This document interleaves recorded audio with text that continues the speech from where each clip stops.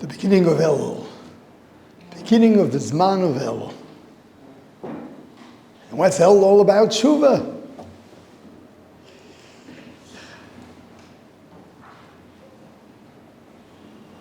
So I guess one would think that we would give you hours and hours to do your soul searching, work on your teshuvah.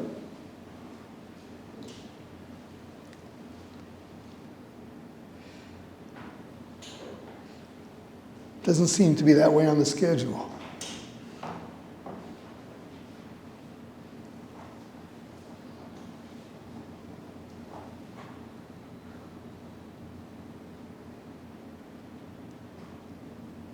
What are we doing? We're learning Bava Metzia.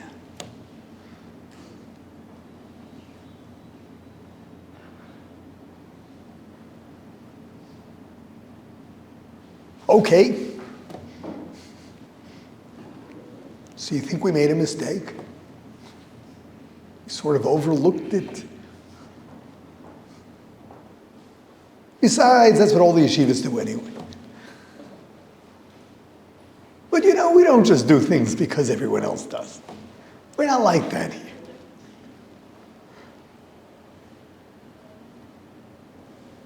So what's the secret? What's teshuvah?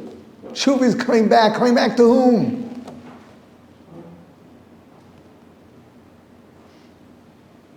Teshuvah Elai, Hashem says, come back to me. V'nashuv el Hashem. We've drifted.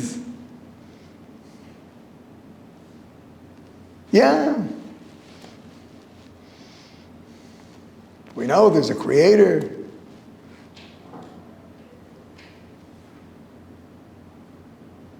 Teshuvah is reestablishing the closeness.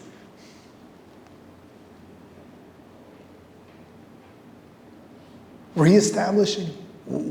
What if you never really felt that close to him? What are you coming back to?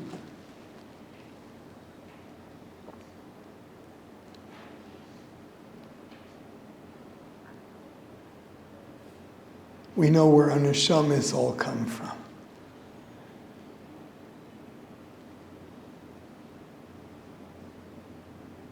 Our neshamas are chelik elokam imal.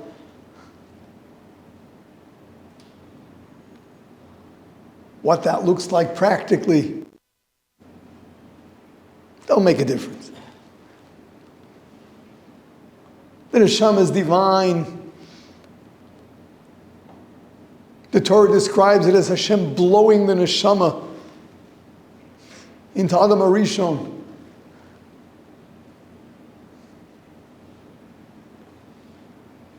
That's our source. Teshuvah is going back. It's the return to Him. We were part of Him. We grew up thinking that we're independent entities.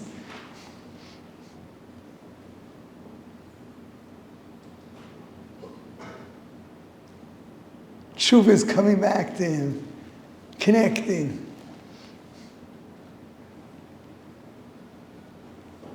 So how do you do that? So of course we know being like Him. Where the Rambam puts it, all the attributes of Himself that He describes in the Torah. For us to see that we develop them within our own character is fulfilling His will, doing the mitzvahs.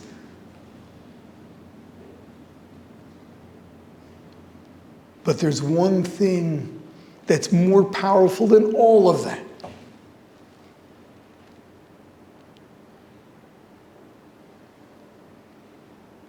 And that's getting to understand how He thinks. A relationship is built on understanding. The more one understands, the closer they are.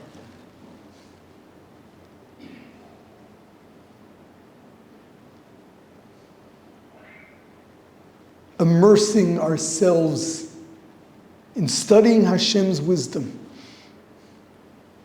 breaking our heads to make sense of it, learning to think the way He does. Nothing connects us to Him like that.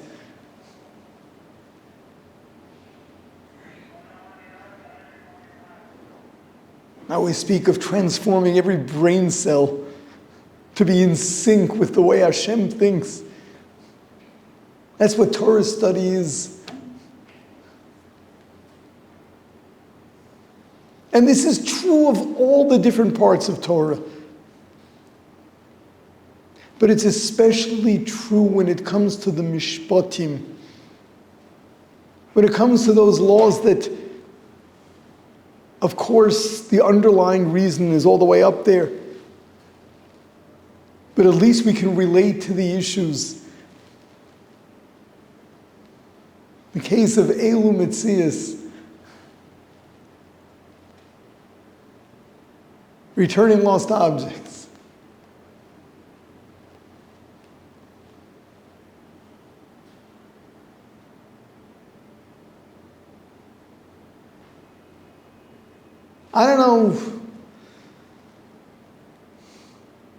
I don't know what legally one's obligations really are.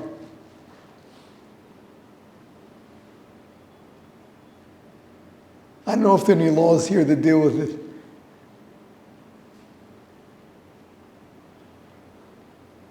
I've never seen any discussion of it in a court of law. To us, it's a whole complicated parak. Learning to appreciate the attitudes.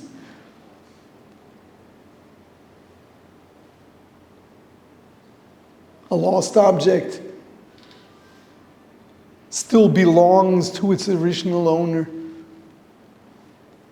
When you return it to him, you're not giving him a gift. You've got the obligation of returning what is his to him. And when is it that he is no longer the owner of the object? This can only be determined by the Creator. Understanding the way He thinks. Understanding objective right and wrong.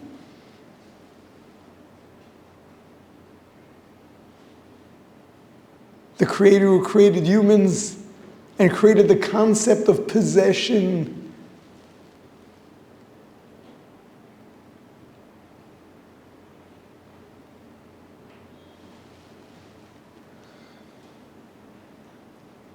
No, He did not create a communist world where everything is shared by all. He created the sanctity of personal possession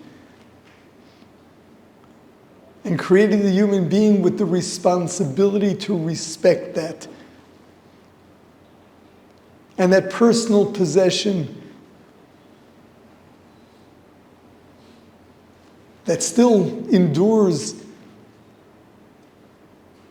even when one no longer has physical control over it because he's lost it. It's in the hands of a stranger. But the Torah appoints this stranger as one who has to guard and eventually return for the owner. Taking that in, and then every detail in the Gemara, and anything that doesn't seem to make sense, questioning oneself, why does my brain resist this? What am I missing? This is the greatest way of connecting to Hashem.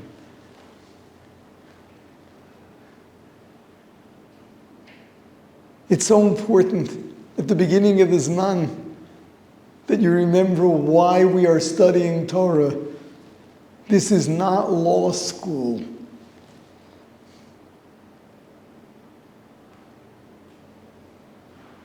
You are not pursuing degrees in jurisprudence.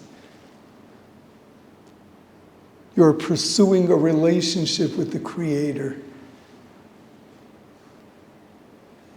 You're pursuing a lifelong relationship with the Creator.